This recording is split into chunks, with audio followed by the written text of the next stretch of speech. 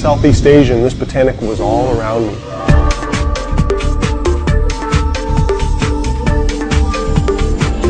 And I realized, wow, this could be the next big one to change the world of health and nutrition. It almost didn't happen. I've never witnessed a person more humble and more down to earth with bigger dreams than what Joe Morton possesses.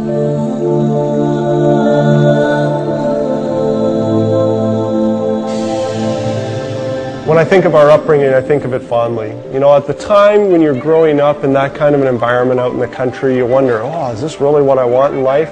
And as I've grown and developed, both Gordon and I talk about it regularly, how we'd love to be able to be back in that kind of a setting. I remember my mother taking us and showing us botanicals, but not just showing us them, but showing how they benefit our human health.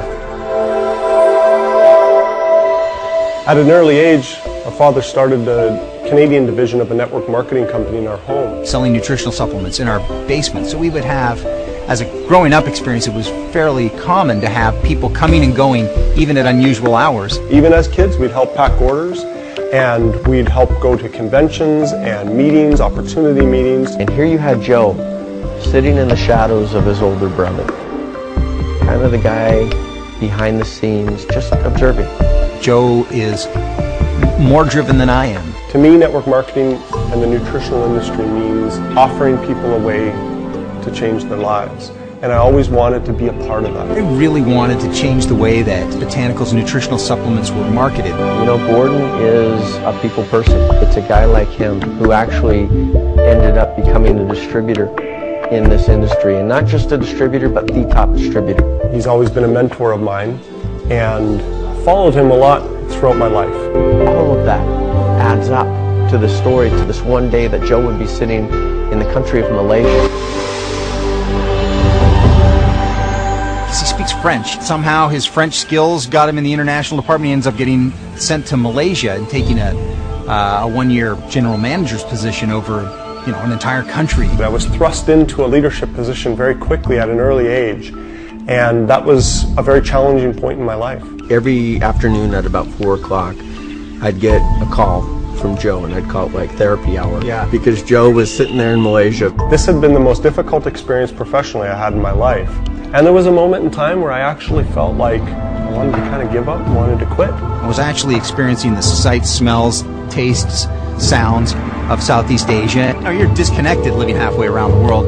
And I phoned my father, looking for some sympathy, looking for him to maybe understand and say, hey, it's okay, Joe, come on home. But I received a different message. The message was basically, you need to stay. You are a leader. People are looking towards you. You must stay and you must lead.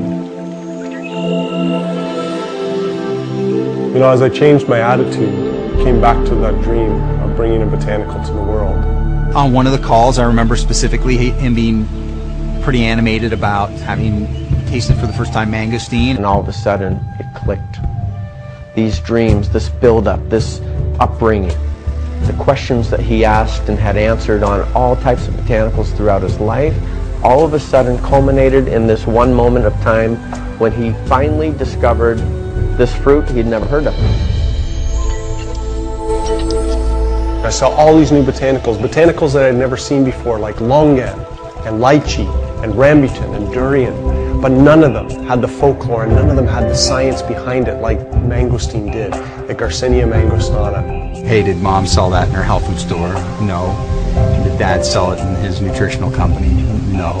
And I think at that point we realized we had some commercial value. In order for it to be good for you, it has to taste bad. And that's what it was like growing up. But here I was, a fruit, a botanical, that tastes phenomenal. They call it the queen of fruit. And yet it has all this folklore use behind it.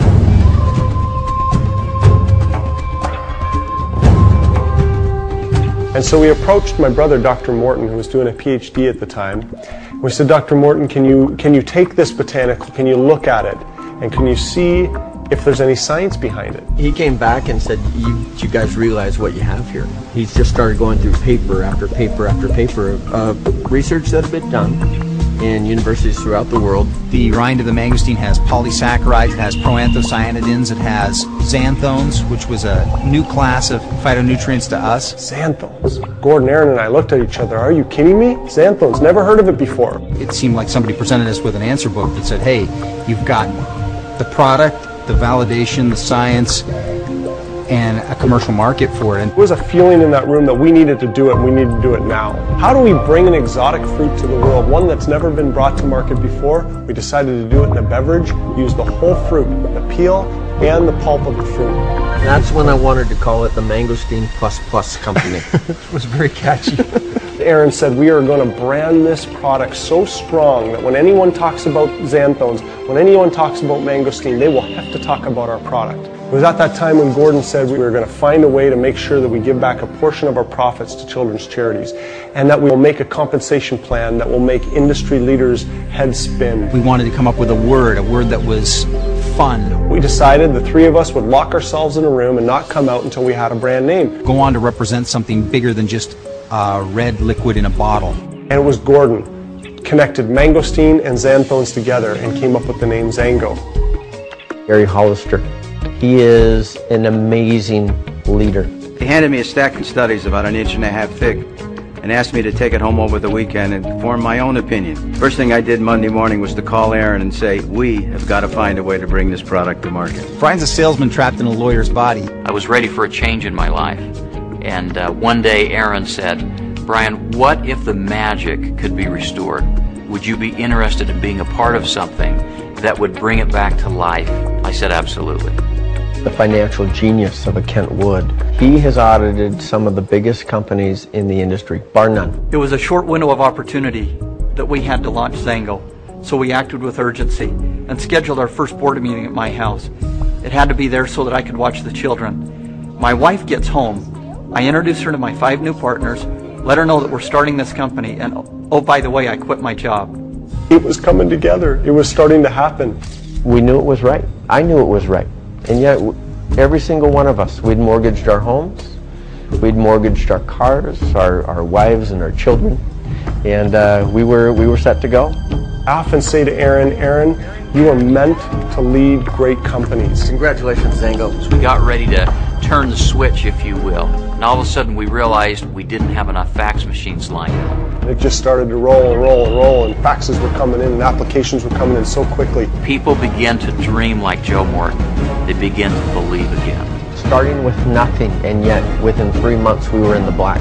The fast growth continues, and it hasn't let up since the day we opened our doors. And in the end, it was created twice. It was created here, and what you see before you. And I'm here to tell you there are things that people haven't even seen yet, that we talked about, that one day will roll out into this company.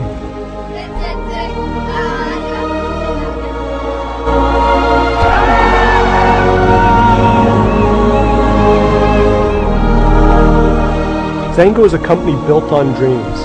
From my dream of this product, to the dreams of my partners, to the dreams of millions of people worldwide. Welcome to XanGo, a company where it's safe to dream.